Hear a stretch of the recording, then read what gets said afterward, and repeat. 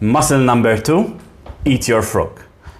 I'm not asking you to eat any frogs, but this idea is actually coming from Brian Tracy's book called Eat That Frog. Mainly his main argument is that you should start the first task that you do, or let's say one of the first tasks that you do during the day are the most difficult tasks or the most important tasks of what you are about to do.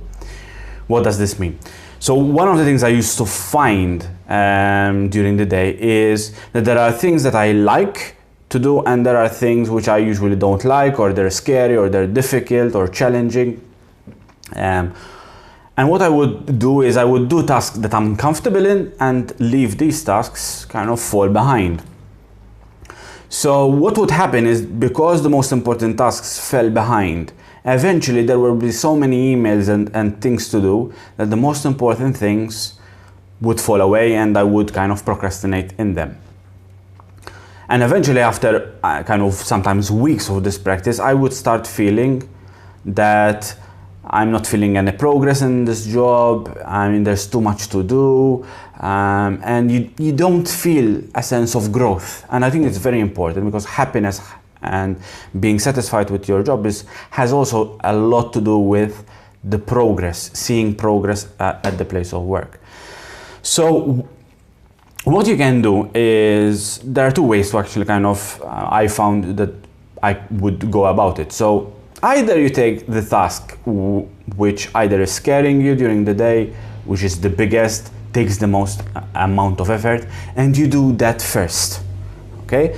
The first kind of, when you're starting to do tasks, maybe even postponing the emails to a bit, but the thing in the morning, the main thing would be this very big task to handle it. Also, it is proven that in the morning we have more energy, both mental and physical, to actually tackle larger tasks. So if we leave tasks till later to the day, what would happen is we'll have less willpower for something that requires a lot of willpower. So if you put it in the day, you maximize the chances of you doing that task and not procrastinating and whatever. The second way to actually do it, and they're not necessarily mutually exclusive, is to ask yourself, especially at work, but even in life, what is the most important task at the place of work? So kind of, why is my boss paying me? For what are they really paying me? And in life, kind of, what is the most important priority? And you start there. So the first task at work would be that which is really the most important and really why people are paying you. And you focus the first 1 or 2 hours of the day doing that most important task. Then maybe you can switch off to emails, you can switch to other things, but at least you are you're finding that sense of control again. So the muscle becomes very important, because you're training yourself to focus on what is the most important thing at the place of work.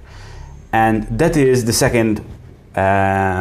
second muscle, which is to, in a sense, builds willpower and builds focus. Thank you.